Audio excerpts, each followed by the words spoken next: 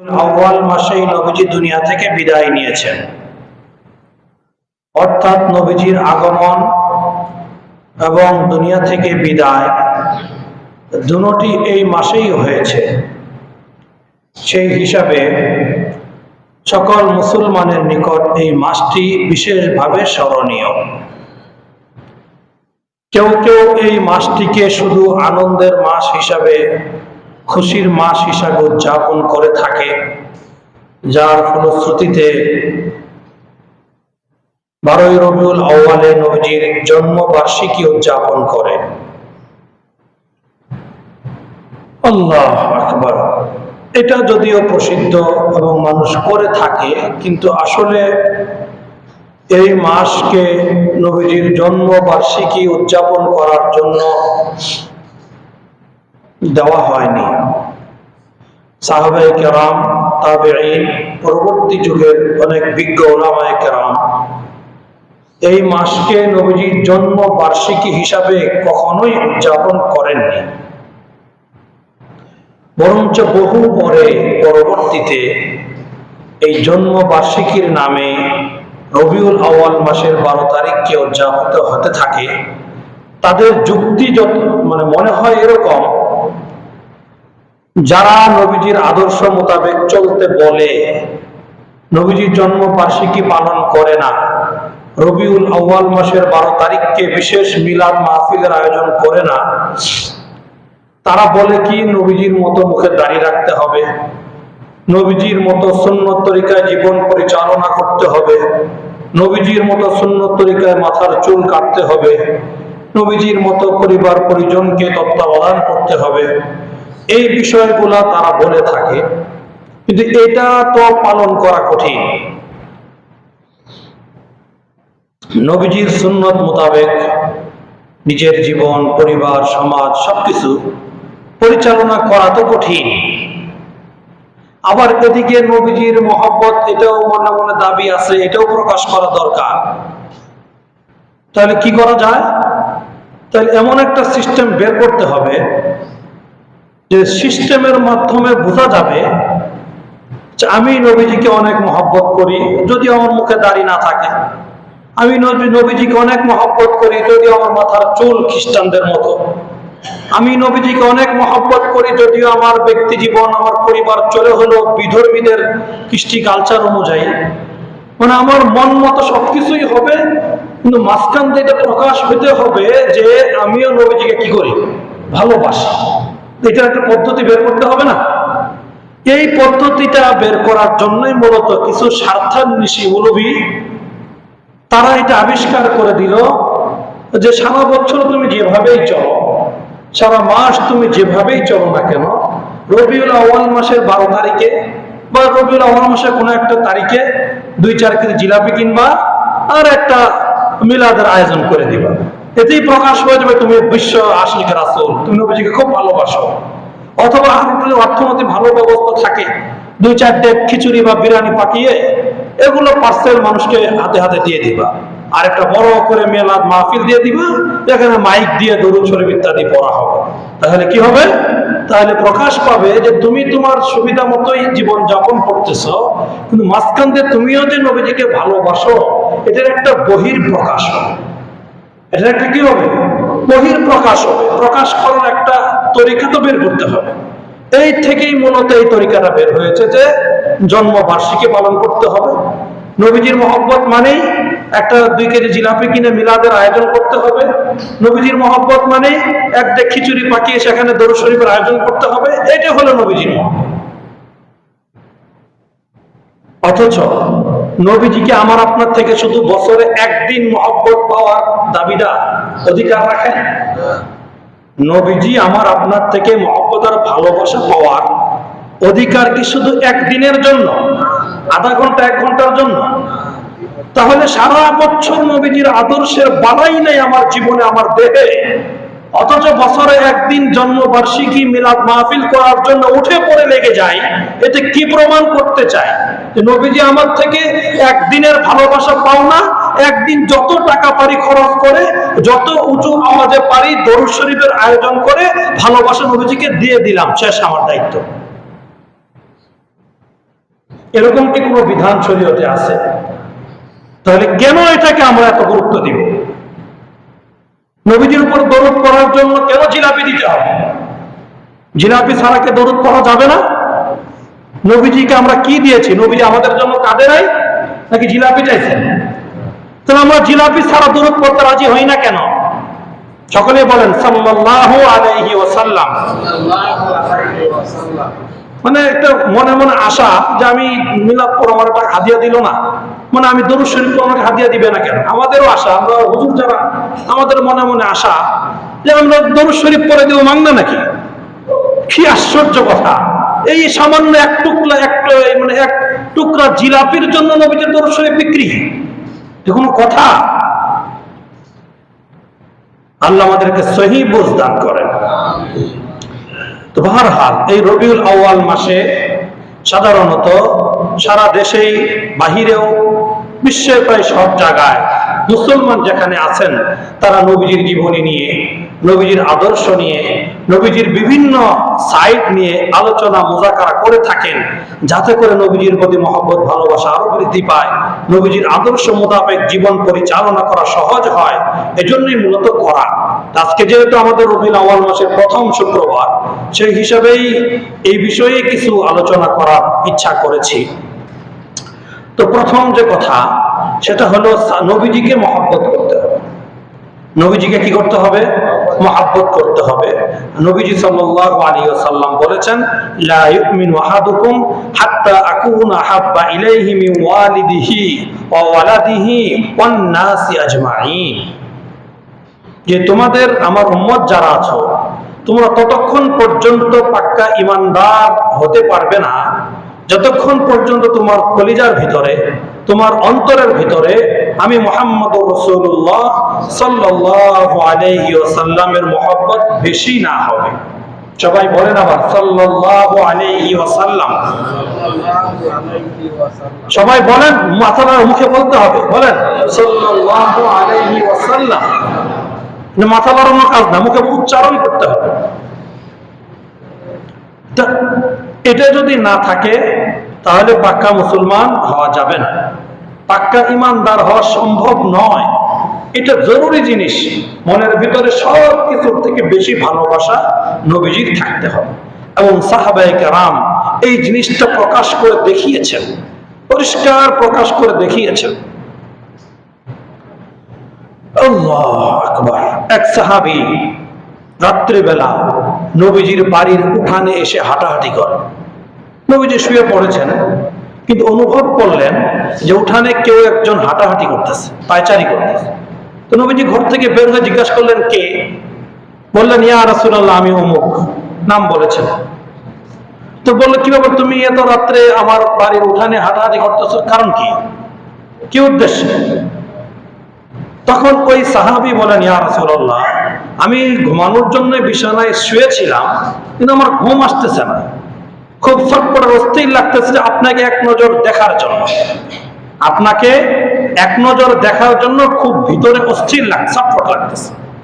এটার থেকেও বড় ছটপটের কারণ হলো, দুনিয়াতে যাই হোক, কখনো ছটপট তৈরি হলে আপনাকে দেখার জন্য দৌড় দিয়ে এসে আপনাকে দেখে যেতে পারি, কিন্তু যখন দুনিয়া থেকে বিদায় নিব, আপনিও চলে যাবেন, আমিও চলে যাব, আপনার তো আল্লাহর মাহবুব প্রিয়ার হাবিব, আপনার জান্নাত কত উঁচা মাকামে থাকবে, আর আমি যদি জান্নাতে যাই, আমার জান্নাত তো হবে নিচা, তো সেখানে আপনাকে না দেখলে আমরা থাকবো কিভাবে? এটা নিয়ে আমার বেশি টেনশন হচ্ছে। আল্লাহু আকবার। তখন নবীজি, ওই সাহাবী, নবীজি তো নিজের থেকে উত্তর দেওয়ার সুযোগ আছে, নিজে থেকে কিছু বলেন নবীজি, ওমা ইয়ানতিকু আনিল হাওয়া ইন হুয়া ইল্লা ওয়াহয়ু ইউহা। কোরআনের আয়াত। যখনই কোনো প্রশ্ন আসে সেটার উত্তর দেওয়ার জন্য আল্লাহ তাআলার ওহীর অপেক্ষা করতেন নবীজি। এই সাহাবীর প্রশ্ন নবীজি চুপ হয়ে গেছেন, কি উত্তর দেবেন জানেন না। কিছুক্ষণ পরে আল্লাহ পাক রব্বুল আলামিন হযরত জিবরিল আমিনকে পাঠিয়ে দিয়েছেন, যাও তুমি শুনিয়ে দাও। আল্লাহু আকবার। من يطع الله والرسول فأولئك مع الذين أنعم الله عليهم من النبيين والصديقين والشهداء والصالحين। জিবরিল আমিন এসে নবীজিকে বললেন, হে নবী, আল্লাহ তাআলা জানিয়ে খবর দিয়ে পাঠিয়েছেন, আপনি আপনার সাহাবীদেরকে বলে দেন, যে ব্যক্তি আল্লাহ আল্লাহর রাসূলকে মহব্বত করবে, যে ব্যক্তি আল্লাহ এবং আল্লাহর রাসূলের পরিপূর্ণ অনুসরণ করবে, ওই ব্যক্তির জান্নাত আপনার সাথেই হবে। মান ইউতিল্লাহা ওয়া রাসূলা ফাউলাইকা মাআল্লাযীনা আনআমা আল্লাহু আলাইহিম মিনান নাবিয়্যিন ওয়াস সিদ্দীকিন। কোরআন পরিষ্কার যে আল্লাহ এবং আল্লাহর রাসূলের আনুগত্য করবে, ওই ব্যক্তির জান্নাত হবে রাসূলদের সাথে, নবীদের সাথে, শহীদদের সাথে, সিদ্দীকিনদের সাথে। এভাবে সাহাবায়ে কেরাম নবীজিকে মহব্বত করে খুশি হয়েছেন। আরেক সাহাবী এসে নবীজিকে বলেন, ইয়া রাসূলুল্লাহ,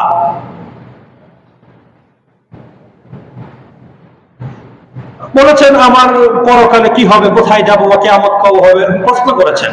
তখন নবীজি বলেছেন, তোমার পুঁজি কি, পরকালের প্রস্তুতির জন্য তুমি কি পুঁজি সংগ্রহ করেছো, কোন পুঁজির আশায় তুমি এটা বলছো যে তোমার এই পরকাল কবে হবে বা কিয়ামত ইত্যাদি কবে হবে। তখন নবীজি ওই সাহাবী বলেন, আমার তো তেমন কোনো পুঁজি নাই, তবে এতটুকু আছে যে আমি আপনাকে অনেক বেশি মহব্বত করি, আমি আপনাকে অনেক বেশি মহব্বত করি। সাহাবে এই কথা শোনার পরে নবী করিম সাল্লাল্লাহু আলাইহি সাল্লাম বলেছেন, আল মারউ মাআ মান আহাব্বা, আল মারউ মাআ মান আহাব্বা। পরকালে যে যাকে মহব্বত করে তার হাসর ওই ব্যক্তির সাথেই হবে। হযরতে আনাস রাদিয়াল্লাহু তাআলা আনহু, যিনি একটানা 10 বছর নবীজির খেদমত করেছেন, ওই সাহাবী বলেন, নবীজি যেদিন এই ঘোষণা দিয়েছেন, আল মারউ মাআ মান আহাব্বা, যার সাথে যার মহব্বত তার সাথে তার কিয়ামত, এই ঘোষণা দেওয়ার পরে মদিনার মুসলমানদের মাঝে, সাহাবীদের মাঝে এই পরিমাণ আনন্দ উল্লাস বিরাজ করেছে যে অন্য কোনো কারণে, অন্য কোনো সংবাদ শুনে সাহাবায়ে কেরাম এতটা আনন্দিত কখনই হয়নি। সুবহানাল্লাহ। কারণ সাহাবায়ে কেরাম জানতেন যে আমার দিলের মধ্যে পৃথিবীর সব কিছুর থেকে বেশি মহব্বত কার, নবীজির মহব্বত। এই জন্য নবীজি যেহেতু বললেন, যার সাথে যার মহব্বত তার সাথে তার কিয়ামত, কাজে যেহেতু আমার অন্তরে নবী ছাড়া অন্য কিছুর মহব্বত নাই, কাজে আমার বিশ্বাস আমার হাসর কার সাথে হবে। এই জন্য সাহাবায়ে কেরাম খুশি হয়েছে, আনন্দিত হয়েছে। বাহরহাল, এটা অত্যন্ত গুরুত্বপূর্ণ বিষয় যে নবীজির মহব্বত যদি অন্তরে পরিপূর্ণ না আসে, তাহলে পরকালে মুক্তি পাওয়া সম্ভব না। কেন? সে তো পাক্কা ঈমানদারি হতে পারবে না, মুক্তি পাবে কিভাবে? আল্লাহু আকবার। এখন বিষয়, নবীজিকে মহব্বত কিভাবে করব, নবীজিকে মহব্বত কিভাবে করব? এটাও কোরআনের বিভিন্ন আয়াতে, হাদিসের মধ্যে নবী করিম সাল্লাল্লাহু আলাইহি সাল্লাম বলেছেন। কোরআনের মধ্যে আল্লাহ পাক বলেছেন কি,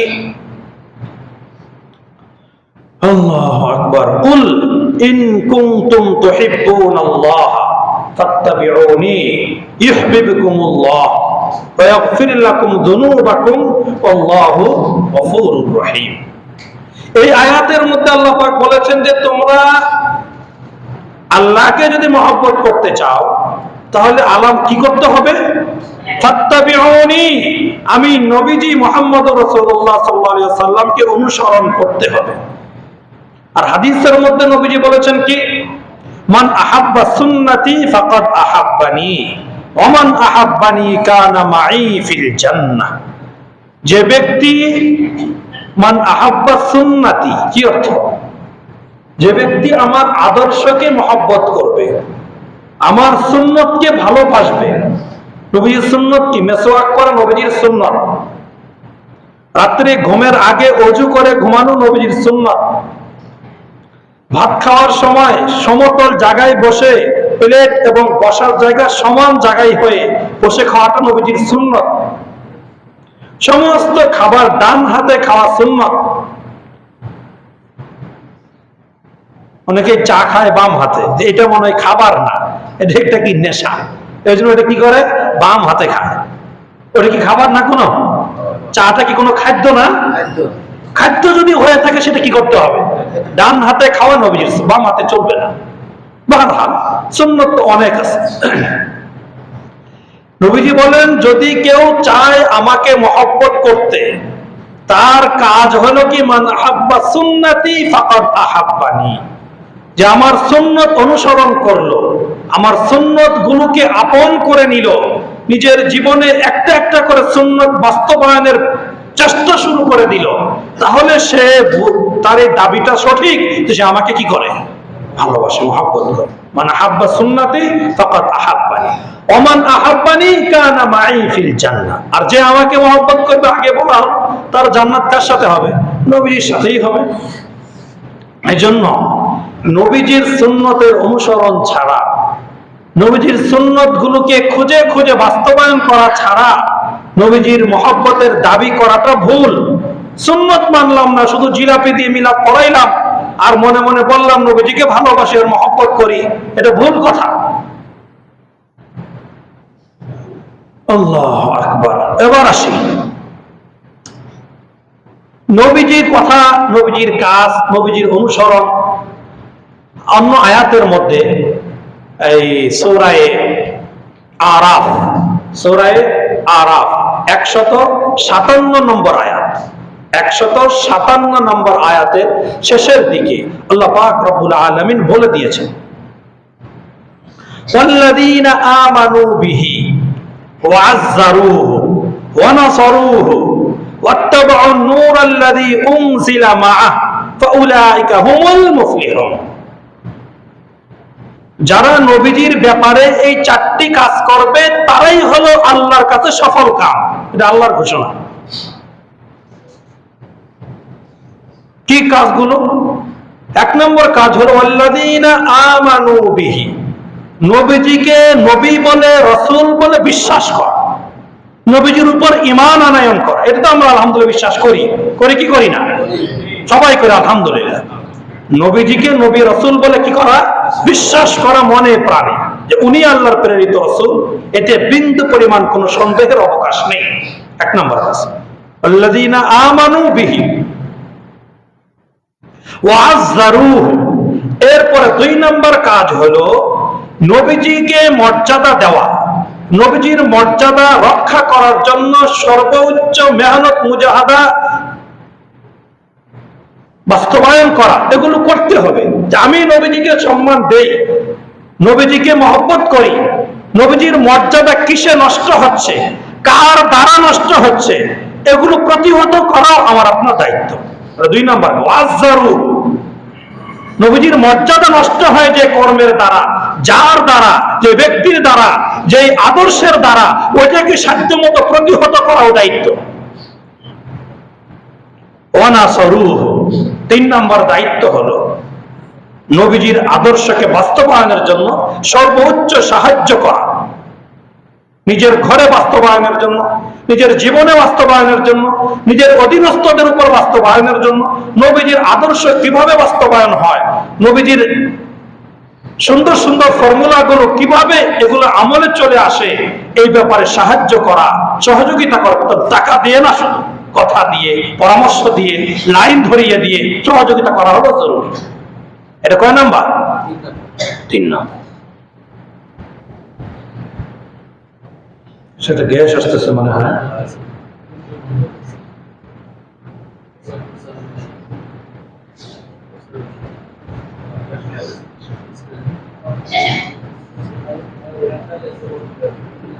কোনটা ছিল?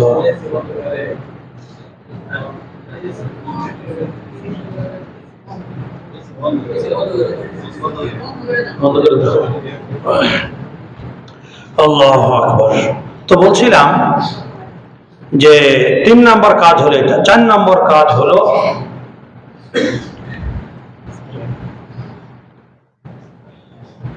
যে নবী করিম সাল্লাল্লাহু আলাইহি ওয়াসাল্লামের, নবী সাল্লাল্লাহু আলাইহি ওয়াসাল্লাম আল্লাহ তাআলার পক্ষ থেকে যা কিছু নিয়ে এসেছেন, তথা উপরে ফেনে মুখে গেল মানুষের, তাই আল্লাহ পাক রব্বুল আলামিন নবীজির মাধ্যমে যে বিধান পাঠিয়েছে, তথা কুরআন, কোরআনের প্রত্যেকটা বিষয়কে, প্রত্যেকটা কথাকে, প্রত্যেকটা বিধানকে পুঙ্খানুপুঙ্খানু মানা, বিশ্বাস করা, এটা 4 নম্বর দায়িত্ব। কোরআনের বিধানকে যদি কেউ বিশ্বাস না করে, কোরআনের ফর্মুলার ভিতরে যদি কেউ শান্তি খুঁজে না পায়, এটা তার ব্যর্থতা, এটা তার অজ্ঞতা। সে জানে না, সে বুঝে না, এজন্য সে খুঁজে পায়নি। কিন্তু কোরআন যে সব কিছু সমাধান দিয়েছে, কোরআন যে সকল সমস্যার সমাধান দিয়েছে, এটা বিশ্বাস না করলে তো ঈমানই থাকবে না। এক বড় আলেমের কাছে বয়ান করেছে, এক পাবলিক জিজ্ঞাসা করছে যে আপনি যে বললেন কোরআনে সবকিছুই আছে, তাহলে বলেন তো আজকে বাজারে আটা কয় টাকা কেজি? এটা কোরআন থেকে দেখা। আজকে বাজারে গমের আটা কত টাকা কেজি? এটা কোরআন থেকে দেখান। আমরা হলে বললাম ব্যাক করে কোরআন কবে নাজিল হয়েছে, আটা কবে, এই খবর এখানে থাকবে? উনি বলছে এটা বলে, উনি ফোন দিচ্ছে দোকানদারের কাছে, বলছে ভাই আজকে আটা কত করে বাজারে? বলছে 40 টাকা 45 টাকা কেজি। পরে বলছে ভাই আজকে বাজারে আটা হলো 40 টাকা কেজি। হুজুর আপনারা বললেন কোরআন থেকে দেন, আপনি তো ফোন করে জানলেন, কোরআন থেকে তো দিলেন না। ওলামায়ে কেরামকে আল্লাহ তাআলা মেধা দিয়ে দেন, তৎক্ষণাৎ উত্তর বের করতে পারেন তিনি বলেছেন, আল্লাহ কোরআন আয়াত খুলে দেখিয়েছেন। দেখো আয়াত আল্লাহ কি বলেছেন, ফাসআলু আহলা যিকরি ইন কুনতুম লা তা'লামুন। যে কোনো বিষয় যদি তোমার জানা না থাকে, তাহলে যে জানে তাকে জিজ্ঞাসা করে তার থেকে জেনে নাও। এটা কোরআনের ওয়ার্ডার। কোরআন অনুযায়ী সমাধান হয়েছে না? আমি জানি না, আল্লাহ বলেছেন জিজ্ঞাসা করে জেনে নিতে, আমি জিজ্ঞাসা করে তোমাকে বলে দিলাম, তো কোরআনের মাধ্যমেই তো হলো। আল্লাহু আকবার। এই যে 4টে কথা এই আয়াতের মধ্যে বললেন, নবীজির প্রতি ঈমান আনয়ন করা, নবীজিকে মর্যাদা রক্ষার জন্য সর্বোচ্চ চেষ্টা মেহনত করা, এবং নবীজির আদর্শ বাস্তবায়নের জন্য খুব চেষ্টা করা, নবীজির সুন্নাত আদর্শ প্রতিফলনের জন্য মেহনত করা। 4 নম্বর, নবী যে বিধানাবলী নিয়ে এসেছেন তথা কোরআন, প্রত্যেকটা বিধানকে সত্য বলে বিশ্বাস করা এবং সেটার ভিতরে শান্তি নিহিত রয়েছে। কোরআনের বিধান ছাড়া অন্য কোনো বিধানের মাধ্যমে একুরেট স্থায়ী শান্তি কশ্চিনকালেও পৃথিবীতে আসতে পারে না। এটা বিশ্বাস না করলে ঈমান থাকবে না। কথা বুঝতেছেন আমার? যদি আপনার মনে খটকা থাকে যে কোরআনের বিধান দ্বারা পৃথিবীতে শান্তি কায়েম হবে না, তাহলে বুঝবেন আপনি কোরআন সম্পর্কে কিচ্ছু জানেন না, অজ্ঞ আপনি। হ্যাঁ, অন্য কোন যুক্তি, দর্শন, অন্য কিছুর মাধ্যমে শান্তি আসতে পারে, তবে শান্তিটা অস্থায়ী, সামান্য সময়ের জন্য, কিছু সময়ের জন্য। কিন্তু কোরআনের তরিকা মতো যে শান্তি আসার কথা, কোরআনের বিধান মতো যে শান্তি আসার কথা, এটা চিরস্থায়ী শান্তি। এটা যদি কোথাও বাস্তবায়ন করা যায়, এটা লম্বা সময় চিরস্থায়ী শান্তির আনার মাধ্যম হলো কোরআন। আমি আজকে যেটা বলতেছিলাম যে নবীজি সাল্লাল্লাহু আলাইহি ওয়াসাল্লামকে মহব্বত করতে হলে নবীজির আদর্শ মানতে হবে। নবীজির আদর্শ যদি কেউ না মানে, তাহলে নবীজির প্রতি মহব্বতের দাবি করা সেটা মিথ্যা কথা, মিথ্যা দাবি, সেই দাবিতে কাজ হবে না। আল্লাহু আকবার। আর একজন আরেকজনকে মহব্বত যদি করতে চায়, মানুষ কেন মহব্বত করে একজন আরেকজনকে? বিশেষ কিছু বৈশিষ্ট্যের কারণেই তো একজন আরেকজনকে কি করে? মহব্বত করে। কোনো গুণ না থাকলে কেউ কাউকে ভালোবাসবে? কোনো না কোনো গুণ তো অবশ্যই থাকতে হবে। আর নবীজির ব্যাপারে পরিষ্কার কিতাবের মধ্যে লেখা আছে যে জামাল, কামাল, নওয়াল। জামাল, কামাল, নওয়াল, এই 3টা জিনিস নবীজির মধ্যে সর্বোচ্চ মাত্রায় আছে। কাজেই যদি কেউ এই 3 জিনিসের কারণে কাউকে ভালোবেসে থাকে, মহব্বত করে থাকে, অনুসরণ করে থাকে, তাহলে সবচেয়ে বেশি ভালোবাসা পাওয়ার, অনুসরণের যোগ্যতা আছে কার? নবীজি সাল্লাল্লাহু আলাইহি ওয়াসাল্লাম। কি সেগুলো? কামাল আসেন। 1 নম্বর কি? কামাল। কামাল যদি বলেন, কামাল মানে কি? পূর্ণাঙ্গতা। আল্লাহ তাআলা নবীজির মধ্যে কেমন কামাল দিয়েছেন, আল্লাহ তাআলা নবীজির মধ্যে কেমন শ্রেষ্ঠত্ব দিয়েছেন, যে শ্রেষ্ঠত্ব নবীজির আগে যত নবী রাসূল অতিবাহিত হয়েছেন কারো ভিতরে ছিল না। সেটা কি? সমস্ত নবীদের আদর্শ ওনারা চলে যাওয়ার কিছুদিনের ভিতরে বিলুপ্ত হয়ে গেছে। কিন্তু আমাদের নবীজির আদর্শ, নবীজি চলে গেছে আজকে কতদিন? ১৩,০০০ বছর। চারটিখানি কথা, এখনো পর্যন্ত কারো কারো ভিতরে পূর্ণাঙ্গ নবীজির আদর্শ বাস্তবায়িত হয়েছে, আছে না নাই? আরো থাকবে। কেন? আমাদের নবীজিকে আল্লাহ পাক রব্বুল আলামিন খাতামুন নবিয়্যিন বলেছেন। আমাদের নবীজি হলো সর্বশেষ নবী, কিয়ামত পর্যন্ত নবীজির আদর্শ বলবৎ থাকবে। এটা আল্লাহ কোরআনে বলেছেন, আমি আল্লাহ নিজে বলবৎ রাখার দায়িত্ব গ্রহণ করেছি। আরো সহজে বুঝেন, মুসা আলাইহিস সালাতু ওয়াস সালাম একটা বিশিষ্ট জবরদস্ত নবী ছিলেন, রাসূল ছিলেন, ঠিক কি না? উনাকে যখন ফেরাউনের বাহিনী ধাওয়া করেছে, উনি তার যে উম্মত বনী ইসরাইলকে সাথে নিয়ে সাগর পাড়ি দেওয়ার জন্য সাগরের পাড়ে গিয়েছেন, নদী পাড়ি দেওয়ার জন্য নদীর পাড়ে গিয়েছেন। পাড়ি দেওয়ার সাথে সাথেই কি নদীতে রাস্তা হয়েছিল? কি করা লাগছে? আল্লাহ তাআলা বলেছেন, ফাজরিব বিআসাকাল হাজার বা আসাকাল বাহর, যে তোমার লাঠি দ্বারা, বাহার মানে সাগর, সাগরের মধ্যে কি করো? আঘাত করো। টাচ করছে, এরপরে কি হয়েছে? রাস্তা হয়েছে। যতদূর পর্যন্ত টাচ না হয়েছে ততদূর পর্যন্ত মুসা নবীর পাওয়ার কার্যকরী হয় নাই। যখন টাচ করা হয়েছে তখন কার্যকরী শুরু হয়েছে। এতটুকু কথা বুঝতে পারলেন? এবার আসেন, আমাদের নবীজিকে কাফেররা বলেছিল যে তুমি যে সত্য নবী এটার প্রমাণ দাও। কি প্রমাণ দরকার? এই যে আকাশে চাঁদ দেখা যায়, দ্বিখণ্ডিত করে দাও দেখি। খেয়াল করেন কথাটা। তখন নবীজি বলেছেন, আল্লাহর নামে আঙ্গুলির মাথা দ্বারা চাঁদের দিকে ইশারা করেছেন, সাথে সাথে চাঁদ দুই টুকরো হয়ে দুই প্রান্তে চলে গিয়েছিল। বলেন, চাঁদ পর্যন্ত নবীজির আঙ্গুল স্পর্শ লেগেছিল? ইশারায় হয়েছে কিনা? ওখানে টাচ করা ছাড়া কাজ হয়নি। আর নবীজির টাচ লাগে নাই, কত হাজার কিলোমিটার উপরে শুধু ইশারা করেছেন, ইশারার সাথে সাথে চাঁদ দ্বিখণ্ডিত হয়ে গিয়েছে। কি প্রমাণ করে এখান থেকে? যে অন্যদের নবীদের নবুয়ত চলেছে, তার যতদিন পর্যন্ত ওনারা দেখছেন ততদিন পর্যন্ত নবুয়ত চলেছে। আর আমাদের নবীজির নবুয়ত চলবে শুধু দেখা পর্যন্ত না, দেখালে নবীজির টাচ করাও সম্ভব না। ওই জায়গা পর্যন্ত আল্লাহ তাআলা নবীজির নবুয়তকে বাস্তবায়িত রাখবেন ইনশাআল্লাহ। দলিল পেয়েছেন? চমৎকার, কত সুন্দর কথা বলেছেন। এজন্যই নবীজির শ্রেষ্ঠত্ব থেকে বড় শ্রেষ্ঠত্ব আল্লাহ তাআলা কোন জিনিস তৈরি করেন নাই। নবীজির থেকে বেশি শ্রেষ্ঠ, বেশি মর্যাদা সম্পন্ন অন্য কোন কিছু আল্লাহ সৃষ্টি করেন নাই। সৃষ্টি করলেও দেখবেন সৃষ্টি করেন না।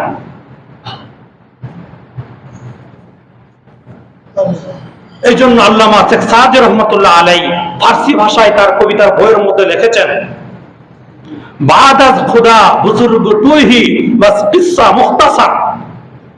উনি বলেছেন, আল্লাহর পরে যদি শ্রেষ্ঠ কোনো কিছু হয়ে থাকে, এই শ্রেষ্ঠত্বর পূর্ণ অধিকার আল্লাহ আপনার ভিতরেই দিয়েছেন, বাস কিচ্ছা খতম, আর কিছু বলা দরকার নাই।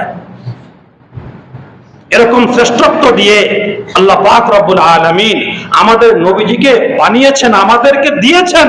কপাল যে আমরা নবীজির উম্মত হতে পেরেছি। কাজে শ্রেষ্ঠত্বের কারণে যদি কেউ কাউকে ভালোবেসে থাকে, তাহলে সবচেয়ে বেশি ভালোবাসা এবং আনুগত্য পাওয়ার উপযুক্ত কে? সবাই বলেন কে? নবীজি সাল্লাল্লাহু আলাইহি ওয়াসাল্লাম। আল্লাহু আকবার। আর জামাল, সময় তো নাই, জামালের কথা কি বলবো? কামাল, জামাল, নওয়াল, তিনটা বলেছি না? জামালের কথা কি বলবো? জামাল সৌন্দর্য। নবীজি এমন সৌন্দর্য, আল্লাহ তাআলা নবীজিকে এমন সৌন্দর্য দিয়ে সৃষ্টি করেছেন, যারা নবীজিকে সামনে বসে দেখেছেন, একেবারে নবীজি মেম্বারে সাহাবায়ে কেরাম সামনে বসে যারা দেখেছেন, তারাও নবীজি বলেছেন, নবীজির থেকে এইসা নেই, ইস জৈসা কোই নেই, তুজ জৈসা কোই নেই, তোমার মতো কেউ নাই। কাছের সাহাবায়ে কেরাম কথা বলেছেন। আর যারা দূর থেকে নবীজিকে দেখেছেন, 1400 বছর পরে এসে যারা নবীজিকে দেখেছেন, তারা নবীজির সৌন্দর্যের ব্যাপারে কি বলেছেন? বালাগাল উলা, বলেন বালাগাল উলা বিকামালিহি কাশাফাত দুজা বিজামালিহি হাসনাতু জামি ওয়া খিসালিহি সাল্লু আলাইহি ওয়া আলিহি। এটা তো নবীজির সাহাবায়ে কেরাম বলেন নাই, বহু বছর পরে এসে নবীজির উম্মতের মধ্যে কোন উলামায়ে কেরাম এই কথাগুলো বলেছেন। নবীজি যেমন শ্রেষ্ঠ মর্যাদার অধিকারী, নবীজি যেমন সুন্দর, এমন সুন্দর আর কেউ হতেই পারে না। এই অটোমেটিক বের হয়েছে বালাগাল উলা বিকামালিহি। আল্লাহ তাআলা নবীজির বরত্ব, নবীজির সৌন্দর্য, নবীজির মর্যাদা সর্বোচ্চ আসনে পৌঁছে দিয়েছেন। আর যারা কাছ থেকে দেখেছেন তারা কি বলেছেন? হাসান বিন সাবিত, বিশিষ্ট সাহাবী, কবি সাহাবী, তিনি বলেছেন আল্লাহু আকবার, লাম তারা কাত্তু আইনি, লাম তারা কাত্তু আইনি ওয়া আজমালতু মা তালিদিন নিসাউ কাআন্নাকা খুলিকতা মুবাররাআন মিন কুল্লি আইবিন। বলেছেন মা আজমালা মিনকা লাম তারা কাত্তু আইনি, আমার এই চক্ষু, কাছে যারা বসেছেন তারা বলেছেন এই কথা, আমার এই চক্ষু আপনার থেকে বেশি সুন্দর কোন মানুষ কোনদিন দেখেনি। আপনার মতো এত দোষ মুক্ত, ত্রুটি মুক্ত পৃথিবীর শুরু থেকে নিয়ে আজ পর্যন্ত কোন মায়ের পেট সন্তান ধারণ করেন এই পেটের মধ্যে। কেমন যেন কাআন্নাকা কাদ খুলিকতা কামা তাশাউ, আপনি যেমন চেয়েছেন কেমন যেন আল্লাহ ঠিক ওই চাহিদা অনুযায়ী আপনাকে সৃষ্টি করে পাঠিয়েছেন। আরো শুনেন,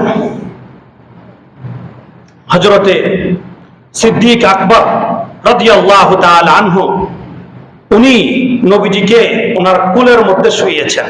সিদ্দিক আকবর নবীজিকে কোলের মধ্যে শুইয়েছেন, তার বেটি সিদ্দিকা সাইয়্যিদা আয়েশা উনিও নবীজিকে কোলের মধ্যে শুইয়েছেন।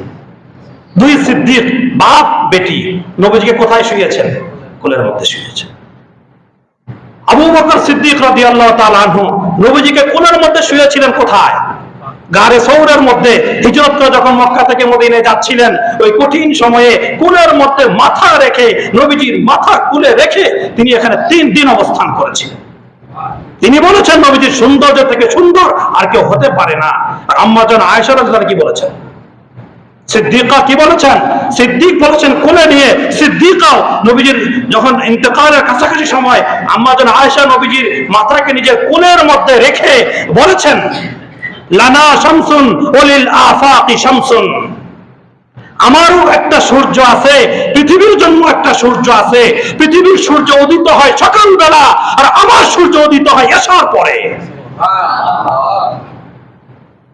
কেমন সুন্দর যদি নবীজিকে সৃষ্টি করেছেন। আমাদের আয়েশা বলেন যদি আমার কখনো কোনো সুই হারিয়ে যেত রাতের বেলা, সুই তালাশ করতাম না, কারণ লাভ নেই, পাবো না, এত বিদ্যুতের ব্যবস্থা তো ছিল না, অপেক্ষা করতাম যখন নবীজি ঘরে আসবে, নবীজির চেহারা সৌন্দর্যের, নবীজির রৌনকে, নবীজির আলো উদ্দীপ্ত হয়ে পরিষ্কার হয়ে যে সুই খুঁজে পাওয়া যাবে। জামাল কি দেখবেন? আমাদের আয়েশা পরিষ্কার বলেছেন মিশরের যেই রমণীরা, যেই নারীরা ইউসুফের সৌন্দর্য দেখে ছুরি দ্বারা হাতের আঙ্গুল কেটে ফেলেছিল, ওই রমণীরা যদি আমার ঘরের যে সূর্য মুহাম্মদুর রাসূলুল্লাহ সাল্লাল্লাহু আলাইহি সাল্লামের সৌন্দর্য দেখতো, তাহলে শুধু আঙ্গুলের মাথা না, কলিজা কেটে বের করে দিত। এই হলো জামাল। কেমন সৌন্দর্য আল্লাহ নবীজিকে দিয়েছেন। যদি কেউ কাউকে সৌন্দর্যের কারণে প্রেমে পড়ে, ভালোবাসে, সবচেয়ে ভালোবাসার অধিকার রাখে কে? আমাদের নবীজি মুহাম্মদুর রাসূলুল্লাহ সাল্লাল্লাহু আলাইহি ওয়াসাল্লাম। আর নওয়াল, নওয়াল মানে অনুদান। অনুদান নবীজি কেমন অনুদান করেছেন? মৃত্যুর মাধ্যমে সমস্ত আত্মীয়তার সম্পর্ক বিচ্ছিন্ন হয়ে যায়। বলেন যায় কি যায় না? মরে গেলে আত্মীয়তার সম্পর্ক থাকে? আর থাকে না। কোরআনের মধ্যে আল্লাহ তাআলা বলেছেন সেই হাসরের ময়দানে প্রত্যেকটা মানুষ, বাবা বলবে আমার বিবাহ করিনি আমি, আমার সন্তান কোথা থেকে আসবে? মা বলবে আমার তো কোনো স্বামী ছিল না, আমি, তুমি আমাকে মা ডাকো কেন? ইয়াউমা ইয়াফিরুল মারউ মিন আখি ওয়া উম্মিহি ওয়া আবি ওয়া সাহিবাতিহি ওয়া বানি। প্রত্যেকটা মানুষ আরেকজন থেকে গা ঢাকা দিবে, দূরে সরতে থাকবে যে আমার দুনিয়াতে কেউ ছিল না, শুধু বলবে নাফসি নাফসি নাফসি, আমাকে বাঁচাও। আদম থেকে শুরু করে সমস্ত নবী রাসূল শুধু নিজে বাঁচার জন্য আল্লাহর কাছে করজোড়ে ফরিয়াদ করতে থাকবে। ঠিক ওই সময়ও আমার আপনার নবীজি মুহাম্মদ রাসূলুল্লাহ সাল্লাল্লাহু আলাইহি ওয়াসাল্লাম চিৎকার করে বলতে থাকবে, উম্মতি উম্মতি উম্মতি। হে আল্লাহ, আমি আমাকে চাই না, আমি আমার মেয়েকে চাই না, আমি আমার সন্তানকে চাই না, আমি যে আমার উম্মতকে, আমার সন্তানে, আমার উম্মতের কি হবে? এ কথা নবীজি বলবেন না, আমার তাহাজ্জুদ গুজার উম্মতদেরকে ক্ষমা করে দেন, আমার নামাজি উম্মতদেরকে ক্ষমা, কথা বলবেন না। নবীজি বলবেন, উম্মতি উম্মতি, আমার যে উম্মত মুখে দাড়ি রাখে নাই, আমার যে উম্মত নামাজ পড়ে নাই, আমার যে উম্মত সহিহ পথে চলে নাই, ওই উম্মতদেরকে আপনি ক্ষমা করে দেন। কেমন দান ওনার, অনুগ্রহ কেমন! তখনই আল্লাহ তাআলা কোরআনের মধ্যে বলেছেন না, ওয়ালা সাউফা ইউতিকা রাব্বুকা ফাতারদা। কোরআনের আয়াত, আল্লাহ পাক বলেছেন, ওই কঠিন মুহূর্তেও আল্লাহর পক্ষ থেকে ঘোষণা আসবে, মুহাম্মদুর রাসূলুল্লাহ, আপনি মাথা উঠান, আপনার উম্মতের ব্যাপারে আমি আপনাকে অবশ্যই অবশ্যই খুশি করেই ছাড়ব। যে নবী আমাদের জন্য এত কান্ডারি ছিলেন, এত পাগল পাড়া ছিলেন, এত মায়া মহব্বত আর ভালোবাসা দেখিয়েছেন, ওই নবীর প্রতি কি আমাদের এই বছরে একবার এই জিলাপির ভালোবাসা? কত বড় নাফরমানির কথা, কত বড় দুঃখজনক কথা। নবীজির আদর্শ বাস্তবায়ন করা, নিজের জীবনে প্রচ্ছদ করে একসাথে না হোক, একটা একটা করে হোক, দুইটা দুইটা করে হোক, আমার নিজের জীবনে বাস্তবায়ন শুরু করে দেই, আমার ঘরে দুই একটা আদর্শ বাস্তবায়ন শুরু করে দেই না, আর বলি আল্লাহ আমি চেষ্টা করতেছি, আল্লাহ আমি চেষ্টা করতেছি, সামনের মাসে আর দুই একটা আরেকটা সুন্নত ঘরে চালু করে দিব ইনশাআল্লাহ। এই নিয়ত করে যদি চেষ্টা করি, আল্লাহ শুনবেন, আল্লাহ আমাদেরকে কবুল করবেন। আল্লাহ আমাদের সকলের অন্তরে নবীজির পরিপূর্ণ মহব্বত আর ভালোবাসা ধারণ করে নবীজির আদর্শ মোতাবেক জীবন পরিচালনা করার তৌফিক দান করেন। সকলেই বলি আমিন। সুন্নত করি নাই, কওল তোমার 4 রাকাত সুন্নত করেন।